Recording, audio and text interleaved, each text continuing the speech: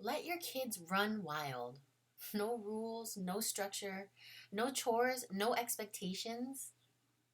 Can you imagine what that would be like?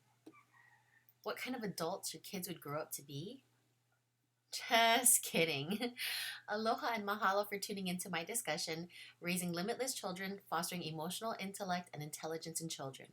My name is Melanie Tice. I'm here today to talk to you about how to raise our children without limits. And that doesn't mean without rules and expectations, but really a mindset that will set them up for success throughout their lives. Imagine playing, running with your friends in a large field, laughing, climbing the jungle gym, trees, riding your bike through the neighborhood, going to a nearby store for a treat, hanging out at a nearby park, playing sports, or even made up games with your friends cheering you on. Remember brainstorming the logistics of creating a parachute, strapping a sheet to your back, and jumping off the highest possible place you could find, usually the top of a sofa? Remember that broom that became a horse, that box that became a boat, a race car, ship, or truck. Remember that tiara that made you feel like a real princess, or that tea set that made you feel like you were having a real tea party. Remember that time you gathered every nickel, diamond, penny, or even sold your most prized treasures as means to obtain the current object of your attention, a new bike, a new toy, a new game, a new pet? Now open your eyes. Do you remember that feeling as a child where anything was possible? You believed the saying, the sky is the limit. If you do, this is exactly what I'm talking about in terms of limitlessness. You exercised one of your higher faculties, imagination. Human beings are born creative and curious. Have you ever seen a baby learning to crawl, walk, or climb, or fitting a shape into its respective space give up?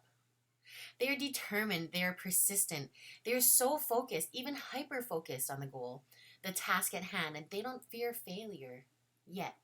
Now think about yourself, your life's journey. How many times have you made a decision based on what you think someone else might think or feel?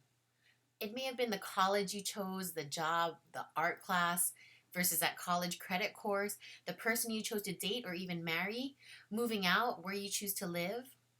How many times have you given up power and made a decision based on what someone else might think or what you assumed they might think or say? This is why developing our children's internal resources and emotional intelligence are crucial. Internal resources are so valuable throughout life's journey as they aid in the internal dialogue of self image, confidence, resiliency, outlook in life, coping skills, communication, empathy, and beneficial risk taking.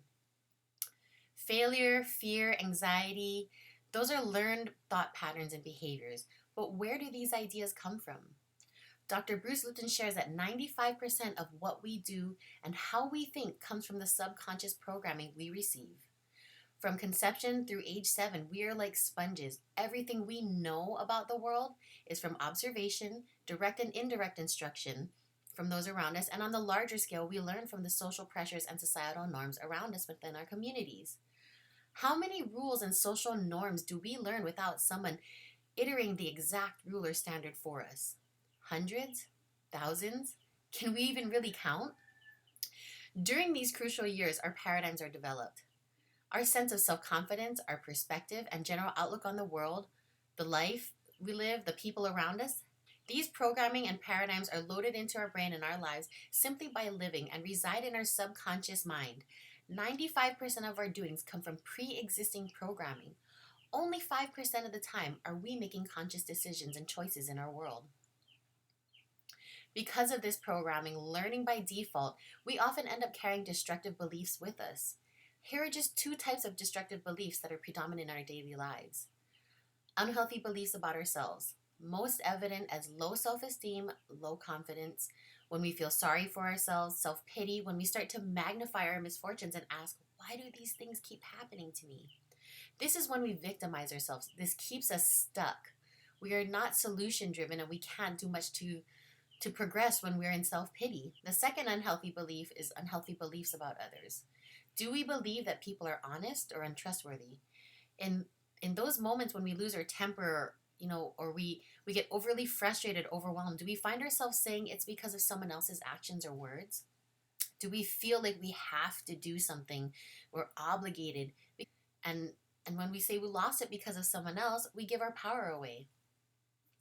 Those unhealthy beliefs we carry with us, again, are rendered in our programming. As we become a part of the world, our decisions and opinions, our self image, everything is filtered through our paradigms or our subconscious programming. How does this relate to parenting, you might ask?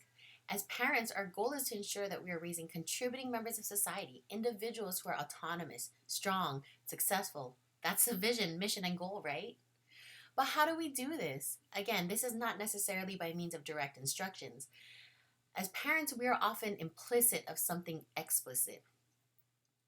How often do we see our child performing a task and we're like, stop, what are you doing? You can't do that. What were you thinking? You know better than that. Why did you do that? Or why did you choose that? Remember those things I mentioned: failure, fear, anxiety?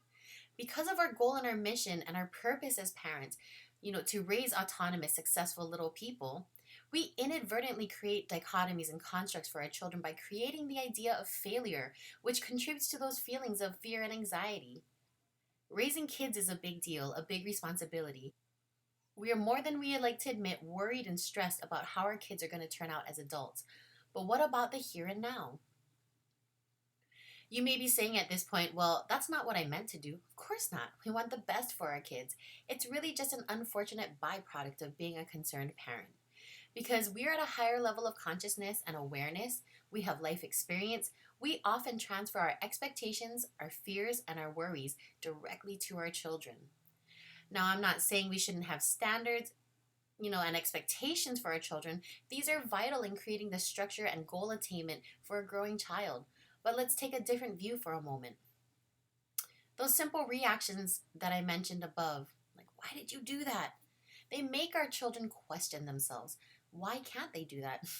They just did. What were you thinking? Obviously, not the same thing as us, the adults, the parents. You know better than that. Do they really? Why did you choose to do that? Well, they're on autopilot. And hey, they're kids. They made the most logical decision possible.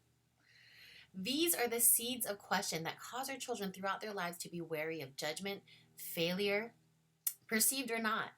These manifest behaviorally and emotionally as low self-confidence, low self-esteem, fear of disappointing others, fear of failure, and not to mention increased risk for mental and emotional health issues such as anxiety, dysthymia, depression, major depression, postpartum depression, and even substance abuse and suicidality. All of these keep our children feeling at a deficit, keeps them locked in the hierarchy of parents and adults know more, and they're inherently inferior forever. You're the greatest teacher your child will ever have. We have to ask ourselves, what kind of memories do I want for my child? Every moment we have, positive or negative, leaves an impact on our children. Which of those make a deep impact is unknown. So by practicing mindful parenting, we are able to maximize the positive impact we have on our children and foster those soft skills that are so valuable in life. How can we do this? This is without a doubt assuming a great deal of self-awareness and self-responsibility. After all, we are reprogramming ourselves and in turn the way we parent and interact with our children and reprogramming our children's paradigms. Sometimes this means as parents we need to heal from past traumas and learn to love ourselves. I must emphasize that as parents, our mental and emotional health is important. Chronic stress, mental health stressors, and environmental stressors cause anxiety, stress, and depression in children as well. So, a little PSA here for self care, because mentally and physically healthy you means a happier and healthier child too. As parents, what are we looking for in our children? Are we looking for things that we appreciate, or do we look for mistakes? Do we find praise in mistakes and failures? Do we teach our children how to shift their perspective and learn the power of choice to choose to learn and grow from obstacles, challenges, and adversity? Focusing on and encouraging the positive aspects will teach our children to operate from the inside out. That is, showing our children kindness even when they make mistakes or fail. Kind words, encouragement, helping to be that teacher of what self-reflection and self-dialogue looks like. These are expressions of kindness, which makes children feel loved. When we are loving or appreciating our children for their grades, test scores, homework, the college they got into, or their job. We're teaching our children that the outside world, our positive results, are the only measure of success. We are failing to teach them that success comes from the inside out. Listen, there's no instruction manual for parenting. We do the best we can with what we've got. And really, we don't know what we don't know. But now you've listened to this presentation and you've gained a little bit of awareness, which is an opportunity for both you and your children. Give your kids what you didn't know. Let go a bit. Allow them to make mistakes for growth. Let them learn from actually experiencing something, even when it's hard for you. Hug them, smile at them, hold your tongue. Let them experience unconditional love.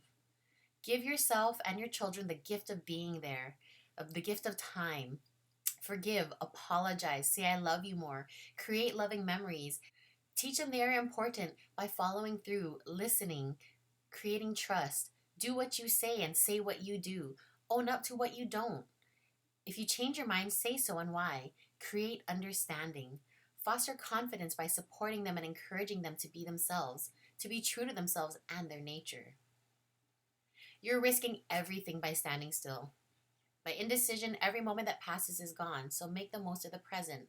If you're not planting seeds and watering the garden of your child, you are ensuring that absolutely nothing will happen. Choose to lead a limitless life and in turn raise your child with a limitless mindset. Thank you.